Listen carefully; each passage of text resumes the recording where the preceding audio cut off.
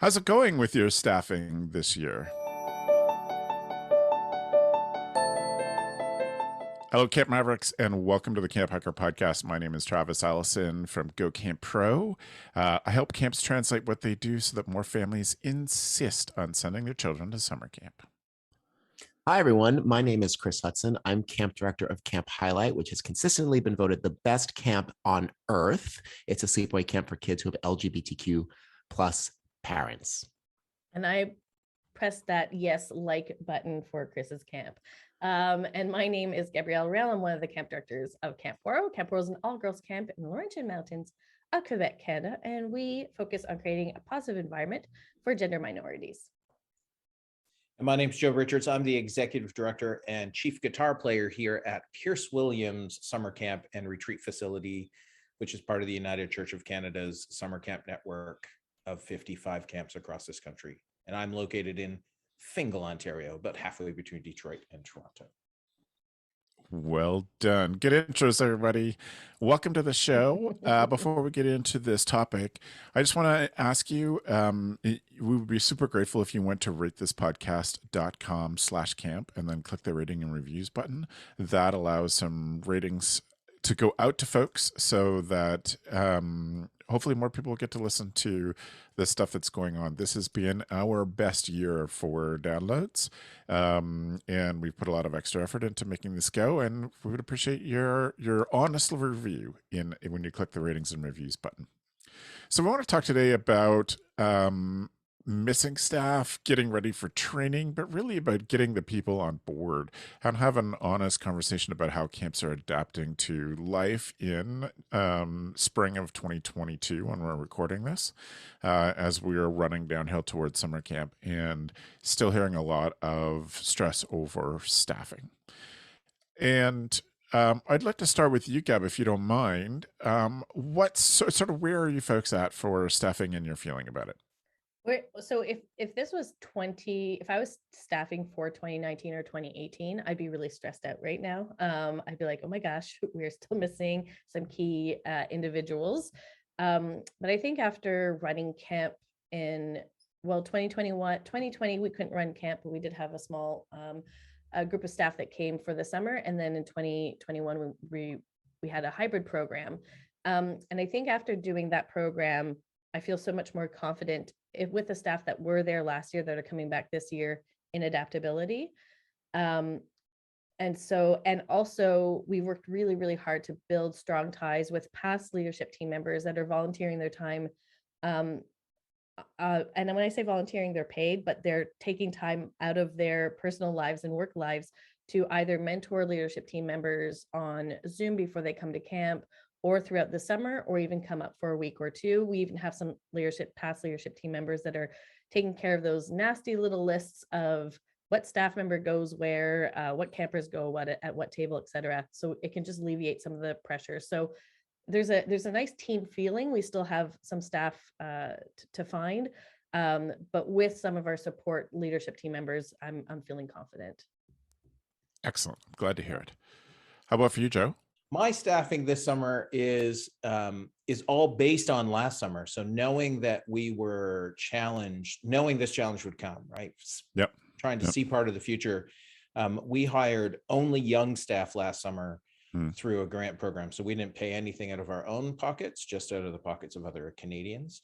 And we hired 16 and 17-year-olds last summer. And out of the 9 who came, we have seven that we wanted back, and those 7 have all applied back.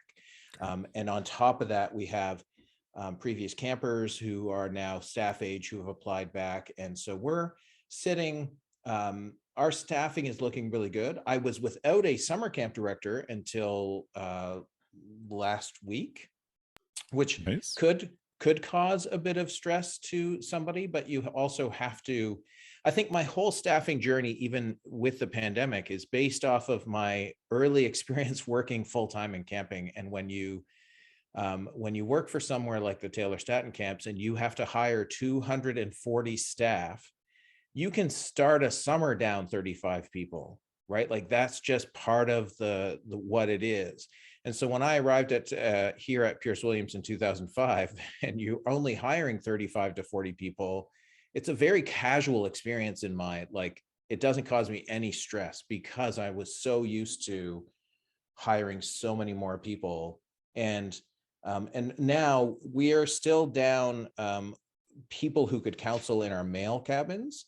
And there's a whole discussion about so we're working with some of our staff who are transitioning and seeing if they're right. Which cabin would you like to be in? Right. That's a choice for them and for us and whatnot. But staffing, now that I have a summer camp director who's an experienced alumni, someone who grew up at camp, Nice. left us, worked at other camps, worked as an RA, and has, graduated university, worked as a flight attendant, and determined that that is not what they want to do. And then this experience is open to them. And I think that, so from my perspective, my staff is, will be fine.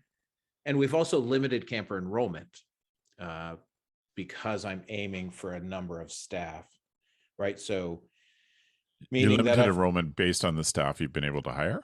No, I limited enrollment based on knowing exactly how many staff I needed. So Okay. I'm only at this moment in time allowing 60 campers a week to sign up for camp, which is 10 counselors, because we reduced our cabin sizes from 8 to 6. Right. So we've thought all of this through, and we're positive we can have, because I have 20 people already hired out of like 30 is our goal. And so that doesn't include my cooks and whatnot. So probably 25, because I have Pierce Williams is a strange and wonderful place after 17 years. I have a 7-year camp director, a good friend of, her name is Ika, and she was with me. She grew up at camp and then left. She was my full-time camp director for 7 years. Yeah. And she's coming back to be our camp cook. Right on. Like, how do you, and I think it's wow. just, I think it's just a community. Yeah. So she's learning That's this year really... from Mama Bear, who's been our cook for the past 7 years. So she's learning this year from Mama Bear, and then Ika has committed to 3 more years of being our camp cook. So I said, listen, we're gonna call on your expertise, and she said, I would expect nothing less, right? Like that's, this is where I think that our whole community knows that this summer is going to be difficult, and we need the A team back to pull together and give our 16 and 17-year-old staff this experience that I will now have these 16, 17 and 18-year-olds for the next 4 years, so I can rebuild my staff much quicker than if I started from zero. Yeah. Yep. Great. How's Camp Highlight, Chris? Camp Highlight it's okay. As of today, we have all the counselors that we need, plus or minus. Some caveats. We plan to lose a counselor. We're hiring, we need like 19 counselors, right, for our kids. So we try to overhire. I mean, when we can. It's very rare that we can do this, but we are fully aware that one staff member will contact us in May and say, oh my gosh, my sister's having a wedding or someone's graduating, and it happens to be, Thursday morning of the week of camp. I can't come. So we're still looking for like 1 or 2 other people, counselors, but I feel really confident. The only other thing is that there are certain admin positions that have not been filled, and we don't focus on those so much because we have a solution to that, which just means everyone on admin works harder. We don't want to, but it's possible. If we don't have enough counselors, and we can talk about this, if we don't have enough counselors, I don't feel comfortable imposing on the counselors to do more work or supervise more children. Yeah. So I'm kind of pleased with that. I mean, got to find a solution to the admin thing, but at least if I put in the sweat equity, camp will happen. Yeah. Yeah. Right on. Right on. I think it is fair to say that there is some stress in the industry about hiring, about availability of staff, about bringing people back. I know that there's a lot of people being super intentional about that, and raising salaries and being more flexible about work time, all of which I think are excellent advice. I definitely think that, raising pay and being more competitive and being more open to a sort of a flex schedule is just a reality. Um, I I think we spent a lot of time on CampHacker this year talking about staff, looking after staff and salary stuff and all sorts of things. I did read a really interesting article just last week that has said that even for companies that have outside of camp, even for companies that have been hiring young adults and increasing the pay, to a better rate because of the economy and et cetera, even those people are having a hard time hiring folks on. No, that's not true. Having trouble retaining them. And it's still, and this gave me a little hope for camps, it's still the factor is when you have a group of companies that offer similar packages, when you have an organization that has a clear mission and gets their staff to buy into that mission, there is loyalty there. And so that gives me hope for camp. I know that we have, and I hear people ask this of our staff all the time, just do it because it's camp and it's good for kids. That can't be the only thing, but it can be a thing that helps us sustain staff, that keeps staff with us. If we can be honest and thoughtful, we can compete with other jobs because of the connection to the mission and do that. So that's hopeful. I still think we have a lot to do in terms of all of that. I think, Travis, just to go on to that point about staff salaries, I don't know how to promote what you're paying, right, to people. That's one thing. That's one question. The other thing is it, how strange is it that I have 20 people who want to work at camp and are committed, and none of them have asked what they're getting paid? None of Interesting. them. Not a single one. And we've increased our pay dramatically. They don't know it yet. And my wonder is when I start sending out those staff contracts this week, that I sort of want to let that news spread by itself without me putting out a social media post up saying, hey, you can make, in 2019 you would have made $250 a week, and this year you're going to make $400 a week as a new counselor, right? Like that. These are the things I don't know how to promote, but I also am like, if I have 20, do I need to promote it, or will it promote itself shortly? Right. Sure. Through the alumni and their friends and stuff. I don't know if I want to rehash the pay conversation. I think we've had it here before. Yep. Is that what is attracting people to these jobs? Joe, to your point, like advertising that, I mean, the number would still seem so low versus what you could do for a week. Like, that's not the draw here. I'm not sure. And part of this is how you market it, right? Because I don't think people, including parents, think about the cost of having their kid work from home, right? Or having their kid eat their own food or drive their vehicle to and from work with the price of gas, right? So are all of these, so all of a sudden, because if you're a fourth year staff with us, you're making more than minimum wage at 40 hours a week. And a lot of summer jobs are not 40 hours a week. Even in Canada, if you're on Canada summer jobs, you're only being paid for 35 hours a week through the grant system. And so a lot of larger corporations like a Walmart or a Loblaws, which is a grocery chain here in Canada, won't hire you as staff beyond 25 hours a week because it kicks other things into their labor agreements, right? So I think that it's partially that we haven't fully, I think people are delusional about what they think they can make, right? Delusional. What the net of that will be. Yeah. How many are you going out with friends? Are you eating out? Are you doing all these things? Like that's all money you're spending. More power to you if you don't want to commit your summer to camp. Unimportant to me, but no. Yeah. I think for me, it's less about the advertisement of it, and it's more about the knowledge for staff members, once they are working for you, that you're doing everything that you can to not take financial advantage of them. And I think that's what helps with staff members saying, they care. And I agree, Travis. I think if you're not investing in your company's culture, I'll just call it a company and it's a culture. Yep. You're going to be doing, I had a couple of friends in the past over the pandemic that lost their jobs and started working for call centers or, these type of places where they could work from home, and they're making financially quite an interesting paycheck. I was like, should I do this part-time? Maybe.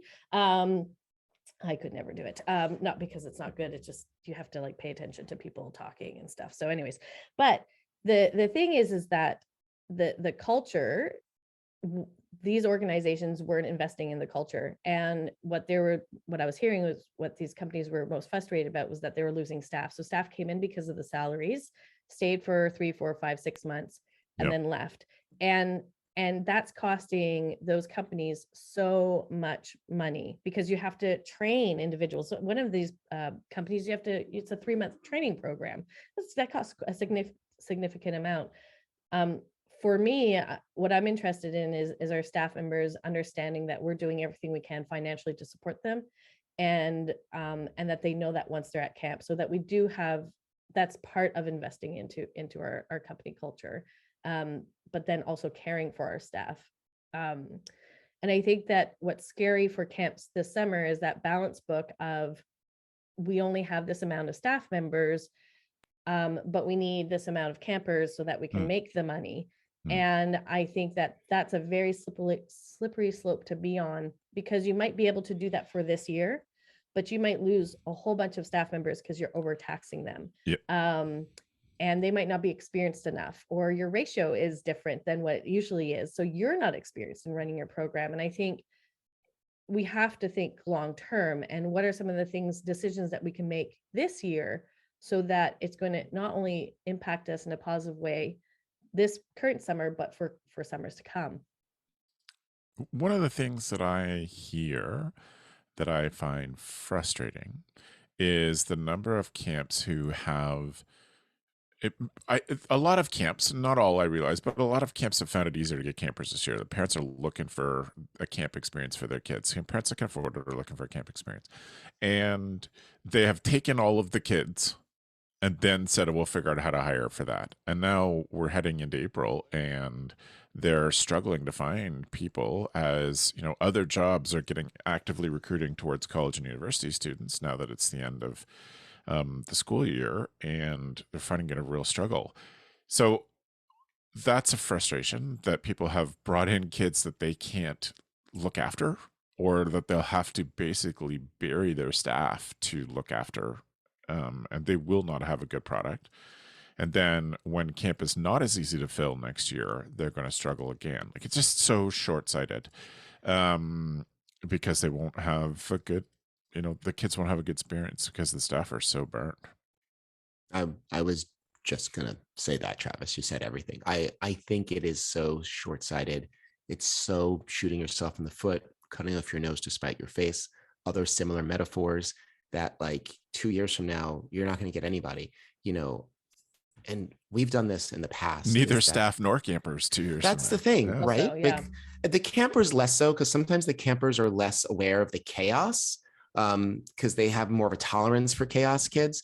But like, there have been times when we were like, oh, let's just squeeze in one more camper into the cabin, and we'll put the staff member on a cot, and that will be okay. And it's just like, you're sleeping on a cot. You're like, it's not comfortable. On top of that, you're not making any more money. There's more kids to look after. And then when it rolls around next year and your friend's like, oh, we're going to Cancun for 3 weeks. And you're like, you know what? Screw this camp thing, because it just seems I'm not being valued and respected, because that's what it comes down to. It's like a job like any other. I mean, and I know camps are cramming kids in, especially I know a couple of camps who are trying to recover from 2020. And trying to balance the books, like, oh, we'll just get the kids in, like Joe said, and or Travis, and we'll figure it out later. I can't think of a worse idea. Like, that's not the key to longevity. You're going to burn out your staff, and not for nothing, we're all having trouble finding staff. There's a coopetition element to this, is that we all have to be treating our staff better. So in the coming years, more young people will want to do this. We can't afford to have camps burning staff out, who then go tell their friends, oh, well, camp isn't a great thing for you to do, et cetera, et cetera. Like, we all have to, as an industry, come together and treat staff better. It's such a good it's such a good way of looking at it too, in the sense of saying, we're part of an industry, and there is a ripple effect from this. And I was just thinking, Chris, imagine if you said this to your staff, what you just said, saying, hey, this year we're a smaller camp. Why? Because we only hire staff members that are right for our organization. Yes. And this summer, you are what is right for our organization. And this is our 5-year plan. We took a financial hit. Absolutely. This is how we're adjusting to this financial hit. You're going to see some things that are shifted, but our goal is to get to here in 5 years, and you're the staff to do it, and et cetera, et cetera. All of a sudden, I'm inspired. This is putting staff first, as well as our campers. Because if we have too many campers, not enough experienced staff members, they're suffering too. And you feel like you're part of something special because you're doing it together. And I would just take what you said, Chris, and say that to your staff. And I also know that there's camp directors out there that want to do this, that maybe want to pare down a little bit, but they have a board, and the board is pushing, numbers. Have the board listen to this podcast, because it is short-sighted, and it's going to make your lives so much more difficult. And if a board member is listening, you're going to lose your camp director too. It's Right. not good business. No. It's just not good business to burn out your staff for the sake of your customers. It doesn't make sense. This is a challenge for some of the people. I would think a lot of the people who listen to this podcast might be new to camping. They might be a first or second or third year camp director. And the challenge is they don't have time to think about longevity. I know that Gabz thinks about longevity. I know that Chris is the founder. Right. I know I've been here for 17 years. So I can see the long game, right? And I can make choices that then play out. Whereas if you're hired to fix a camp, or if you're hired as a camp director and you're on a contract, which is the worst possible method of a year-long contract, you're thinking about that summer and making that summer work. If you're a private camp owner and you're in debt right now, if you're a private camp owner who's long-term, you should be thinking about that longevity, but you shouldn't be thinking about it today in March of 2022. You should have thought about it in 2020 when this stuff went down, right? How do we rebuild from this devastating thing that's a once in a lifetime? But the talk of longevity thinking is something that's difficult for a young camp director or a new camp director, because they don't know what the long game is, right? They don't see the results. In a board of directors, I've often said the only reason I've been here for 17 years is because I have a board that I like, right? And if the board is pushing things that are unrealistic, well, then you need to let them know that that's unrealistic and could hurt you long-term, and hurt the camp long-term. Because if you have kids, like last summer, we all saw, the 4 of us all saw the news of a camp that had to close and send people home because their staffing was an issue. And if that happens again, that's the start of a pattern. And we don't want it to be the start of a pattern, because people will assume that all camps are like that. And so I think there's great challenges. I also love the fact, just to throw this in, I love that your culture, and Chris said it, if I've moved to 6 kids in a cabin versus 8, which decreases my numbers, but I have a 7th kid that needs to be in that cabin, and I put a cot in, our staff would never think I'm not getting paid more.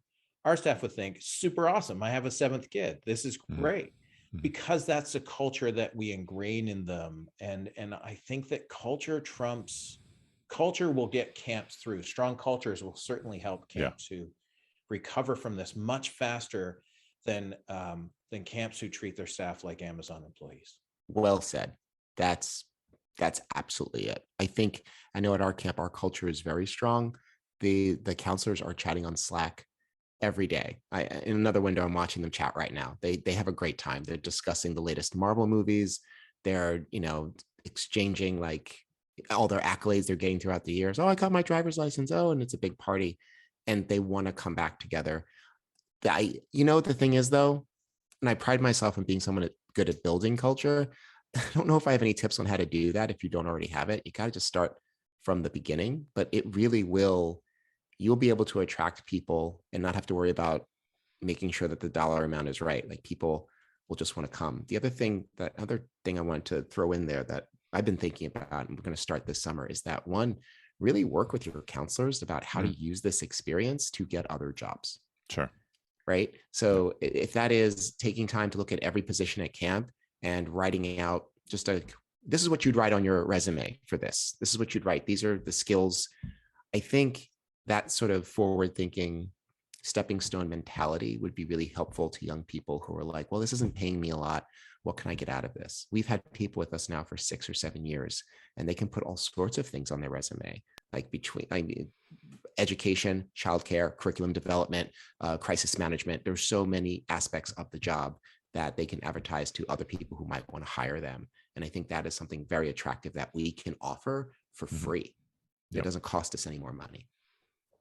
Yeah. So I like the direction this is heading. I want to wrap up then with how we build now for future staffing, how we build starting this spring. This is 2022 and recording, but I'm thinking any calendar year in the spring and summer, how we build now towards better staffing in the future. Gab? I'm gonna just go with, for me, I'm just gonna do like an evaluation tool real quick. I think that, and this is for maybe for every summer, but particularly for this summer, if you're struggling with staffing and getting staff, I would look at programs, ratio, experience. In my programs, what programs do I have during the summer that put a lot of strain on my staff members? And can we adjust these programs? Ratio, are these ratios, do they make sense in the sense of the experience of type of staff that we have, but also just the type of care that we're giving our campers? So if you're thinking of adjusting your ratio to accommodate more campers this summer, like really evaluate that. And then finally, experience. You might have the bodies, you might have the staff members, but you don't have the experience that's necessary. So what kind of experience can you bring in throughout the summer that's going to help as a guide light? Before you make any big decisions, just start with your programs, look at your ratios, and then look at the experience, and then see who can come in to help support. It's really fascinating.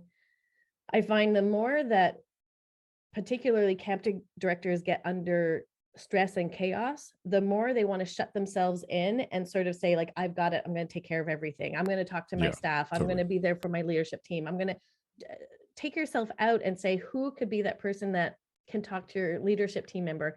Honestly, have one or two of your buddies. So many of us have friends that are teachers or are married to teachers. That's sort of the camp way. Maybe some of those teachers or principals can be people that can check in with those leadership team members that are dealing with camper issues or staff member issues. And it's just something to go to so that you're freeing up your own time. But first, I would just evaluate before you set anything up. And then my go-to always with culture and staff culture is I always start this with a small group of people. And I ask the one question: what does our staff need to trust each other? What do we need to do? So smart. That's it. And then we go from there. And of course, you don't just say trust. What does trust look like? What does it sound like? What does it feel like? Because it's different for everybody. But I always start with a small group of people and say, what do we need this year? And every year is different from another year. And smart. I don't know what they need. I need people to tell me. So I always start with small group, and then we expand that group afterwards. And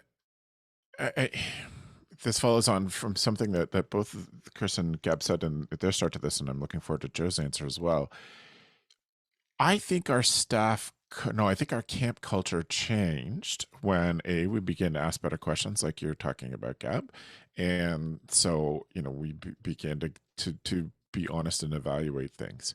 I also think our staff culture changed when Beth and I were no longer overall responsible for staff care and camper care.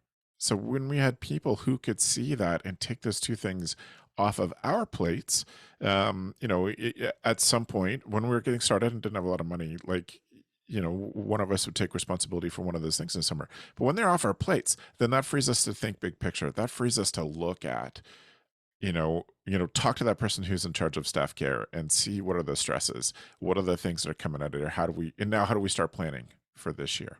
And how do we think long term about culture? So I definitely think culture is the way, exactly as Joe said. I think that intentionality and evaluation and honesty is all a part of it.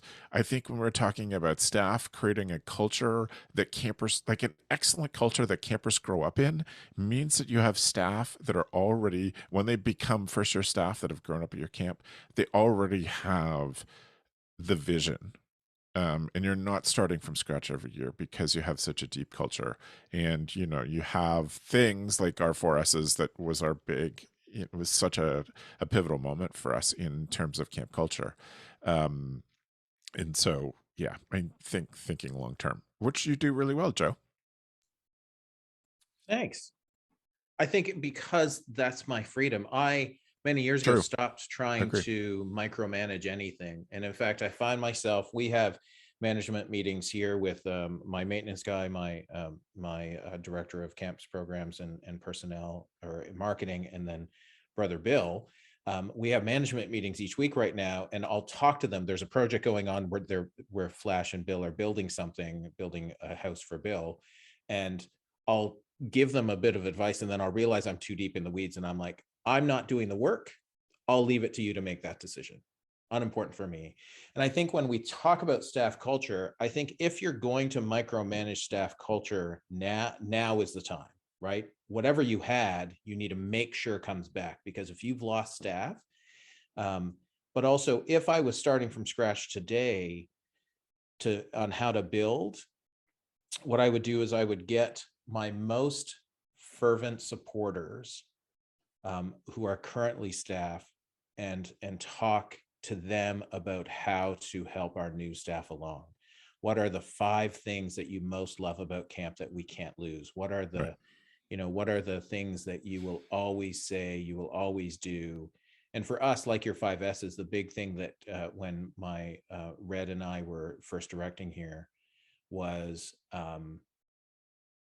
to come up with a one-line job description to do what needs to be done. And people really, and it's not just a saying, it's actual buy-in, right? Because you take that line from the bottom of the job description. This is something you can start today. Just take the additional duties as required and remove it from your job description. And at the top of your job description, put to do what needs to be done to give the campers the most amazing camp experience. Then put the rest of your job description, and it didn't change anything, but the perception that that's the most important thing is to do what needs to be done. So. Excellent. Chris, what are you thinking with your thinking face on there? My thinking face, yeah. My thinking face is firmly on. I'm just, your question resonates with me. What can we do to make sure to look towards the future? I think the first thing was camp directors need to slow down if possible. Like, what I'm hearing in this conversation is that there can be a bit of franticness around staffing. And because we've all been there, the deadline's approaching, the parents are at the gate. And it can be hard to be like, okay, going into this year, we're going to slow all the way down. We're going to close a cabin. It's hard, especially off of the last couple of years that we just had. But I think it's really important to drill down, get super curious, and even a bit analytical about why our staff returns and why they don't return. Yes. Yep. And I think it's, we're talking about culture, we're talking about pay, we're talking about resumes. That's all great. But when I'm left thinking, and like I said, like I'm watching my staff chat in this Slack window off to the side, what I'm thinking is that it would be really helpful for me to understand the profile of people who stay so I can better identify that at hiring. And maybe that's a really big concept, but there's something to that I'm going to really think about today. I think about the people who have left, and it was easy for them to leave. This is not a judgment. It was easy for them to leave. They had a job, they had a wedding, they had a trip planned. That's all great. But like these staff members that I have now, they move their lives around Camp Highlight to make sure that they attend. You know what I mean? They tell family members they can't show up for their thing because we're going to be at Camp Highlight. I need to better understand how those people found us. What was it about their interview questions or answers that really there's got to be a similar thread to that, and then speak to that in our marketing. So these are big ideas, but I'm going to really think about that because there's definitely, it's not a quick fix. Sorry, no quick fixes this week, but we are talking about longevity. And if you're not in a position where you could talk about longevity, if you really are scraping from year to year, I don't know what I can say to that except for like, stop. You're not going to be able to go much further. You're going to run out of resources, whether they're your own internal resources of having this panic all the time, or just drying up your staff and your customer base because you're delivering an inadequate product.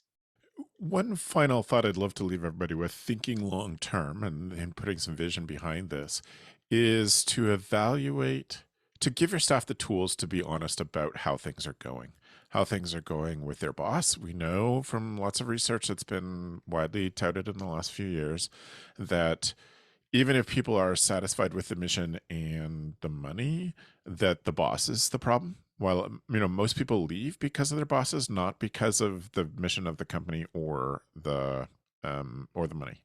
And so we need to give them the tools and the time to evaluate their own bosses, their own things, so we can make better decisions about how our systems work to make staff feel supported when they support us by giving up a summer, giving up money to be a part of this. So I would encourage every camp to be thoughtful about that. We have a almost never advertised product that we put together with an HR professional to help staff evaluate up and down the chain within a summer. Our programs, their own people, etc. But I would encourage you, those are pretty widely available if you just look for them. You can put something together like that is a 5-minute on your phone survey, give staff time every week to put that in there so you can gather and use the information to make better decisions going forward. So thank you to the three of you for that. Before we move on to our tool of the week, and I've had a little preview, I have we've got some great ones coming up. I want to take just a second now and thank our sponsor for this episode. I want to thank UltraCamp for being our sponsor all season, and for their support of the CampHacker podcast. If you're a CampHacker listener, you can discover the 10 best marketing tools and tips for camps by visiting ultracampmanagement.com/camphacker and downloading UltraCamp's free guide, The Marketing Toolbox. As an aside from the script that I have, I want to say that marketing is not just about kids. It's about staff as well. There are tools from marketing communications that you can and should be using to make sure you get and keep the right people. So there may be some tips inside the 10 best marketing tools that can help you with that as well, since this is a staffing episode. Do you ever feel like you spend too much time in the office, that you've been trapped there and you've got no time left for the things that give you energy in running a summer camp?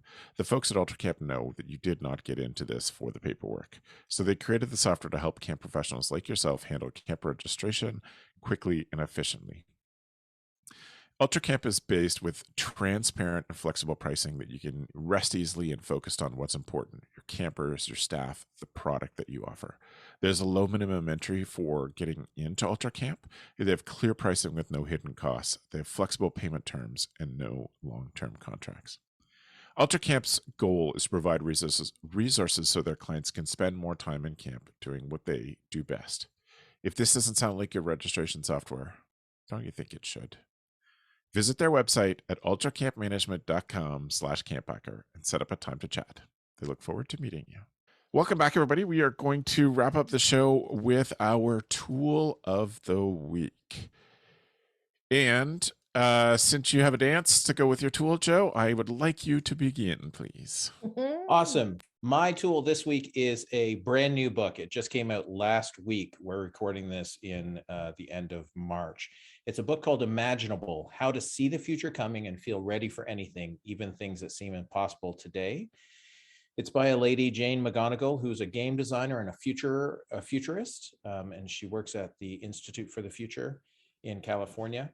I have listened to the book. I have the Kindle so that I can highlight it. This is one of the things when we're talking about long-term thinking, this is the key to it. The fact that we can play games in our imagination that can help us figure out where camp is going and how camp fits into larger society as society changes. these are the things we as an industry need to be investing money in. These are the things, and as I listened to the book for the first time, what I'm thinking is, how much is it for her to run a simulation just for United Church of Canada camps, right? I have money, great. Is 10 grand enough? Is 20 grand enough, right? Like this is how important, how we fit into society. It's a great book. And Chris, to your earlier thing, I'm not all the way through it, so I will come back after I recommend it. But so far, full amazing. book report to come. Yeah. Be careful; it could take a turn, and then you recommended something bad. I'm hoping. No, it works out. I don't think so. It's really one of those things where just last month I was in Texas at a meeting of the Outdoor Ministries Council committee, or the Outdoor Ministries Connection Council, which is a bunch of mainline denomination of Christian camps. And we talked about this idea that how do we as camps see what's coming, right? Versus as a council, you're often brought a problem after it's arisen. And there's no way to know how you're reactionary, as opposed to you've already thought it through and this is what we should do. And that's where this book comes in. And I'm going to be starting a camp futurist thinking group to go over these very things so that we can know where camping fits as the world changes, as climate change happens, as climate change causes global migration, right, to different things, because camp has a role to play and camp will be different. The question is how, and are we, can we think about it? So great book, Imaginable: How to See the Future Coming. Excellent. Thank you, Joe. Gab, what's your tool? My tool is silent fidget toys, and there's this cool website that it's called like the Teacher Spot, and it's basically has a bunch of different tools that you can use. Obviously, it's transferable over to our staff and campers. And the reason why I'm choosing silent fidget toys for those individuals that like fidget toys but might not be ADHD. A clicking noise is very, very distracting. So you might say, oh, I'm going to get a whole bunch of fidget toys for my staff, but some of it might be distracting to other people. So silent fidget toys I find are awesome. And and the other thing with fidget toys is you can get bored with the same fidget toys. So having multiple fidget toys is a wonderful way to go. So I say get a box, buy a bunch of them, and use it during staff training and even during the summer. This is also a good opportunity to highlight the Camp Code podcast, where Beth Allison has frequently talked about how we had a box of fidget toys just to help people when they need for any training or meetings, that if they knew that that's what helped them concentrate. And I agree with you, Gab, if they're quiet, then quite ineffective. You were ahead of the time. I didn't even know I needed a fidget toy until Beth put a fidget toy in my hand. I had no idea what it was, but she was like, take this, use it. I was like, this is magical. She's like, yes, magical for all of us in the room. That's awesome. Chris. Two things. One, Joe said Institute for the Future before, and I was like, that sounds like the Jetsons. That sounds awesome. I went to the website. It looks awesome. And I need to not focus on it because it wants to eat all my time right now. But it's such cool stuff up here. Anyway, Institute for the Future, IFTF.org. Check it out. But my recommendation is Trello. Trello.com, which is a task management tool that was recommended on this podcast back in the Okie Smoky days years ago. So let's revisit it, shall we? If you are a super listener of this podcast, I know you are, you had heard me recommend Habitica.com as a task management system, and I have been faithfully using that for years, but my needs have evolved, and Trello really works. It's a little daunting at first because there's a lot of tools, but this is what YouTube is for. You can learn how to tie a tie, fix your toilet, and learn how to use Trello. And I invested the time, and I'm using it for both camp and the rest of my life. I'm 2 weeks in, and I have to say, I'm already more productive. And I plan on using the camp one to, connect with the admin team better, so we can all track each other's work, which has been something we've been struggling with for the past decade, how to know who's doing what and when they're done. So I would just recommend checking it out and not giving up. Once you open it and you're like, I don't know what to do. Don't give up. Go to YouTube, step through Watch the videos. Watch all the videos. I know they're very elementary, but just watch them. And so far it's been a good in my life. So check it out. And it's visual too, right? Like you can put like Yes. images and stuff. I find that's what's really helpful. You can organize it color coordinated. And so I find There's nothing as satisfying as dragging something from to do to done. Nothing. Right. I love it. I wish it came with a little sound like ding or you did it or something. I just, that would It's got to be an add-on. You can add it to Trello. It has to- $4 a month to have a satisfaction noise. I would consider it. Amazing. Thank you. And thank you for revisiting a past tool. My tool is, I'm surprised I haven't done this before, but it's one of those things that was like, I would really want to buy this, but do I want to spend $30 on it? I mean, you know, depending on Amazon, it might be 40 one day and 29 the next. But I did it, and I'm so happy that I did. It is magnetic USB charging cables.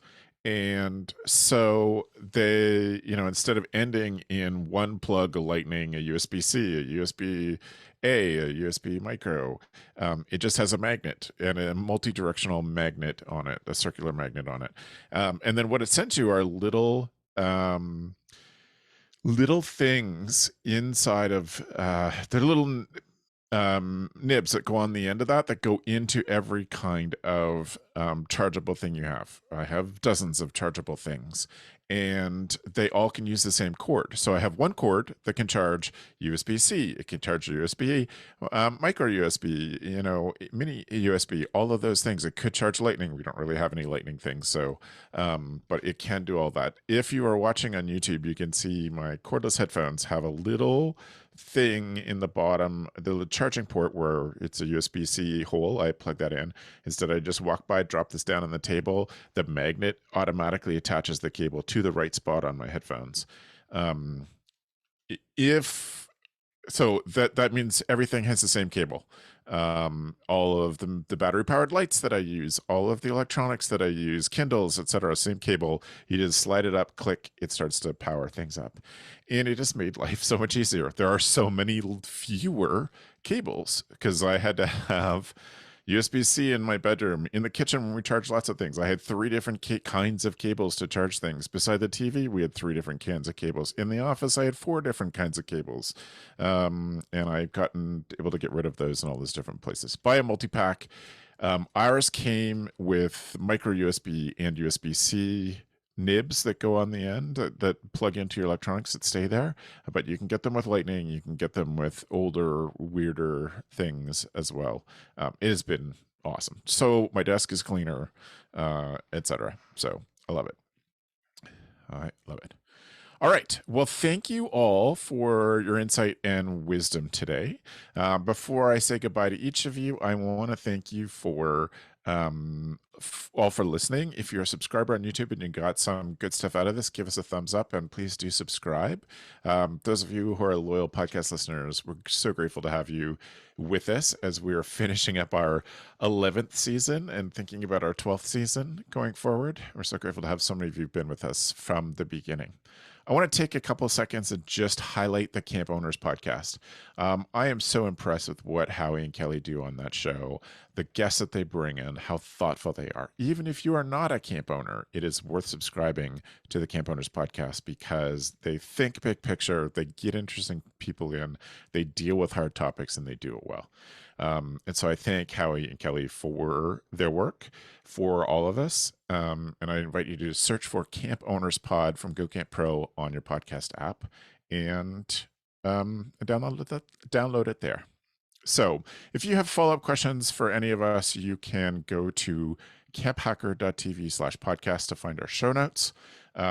If you want to have an individual person you can reach and contact them. If it's about the show, please contact me, travis@gocamp.pro.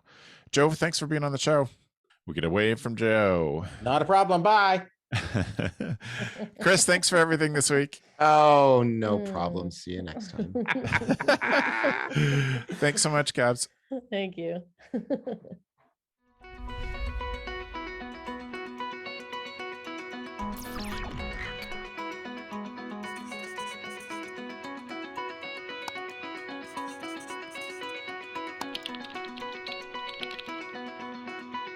Bye.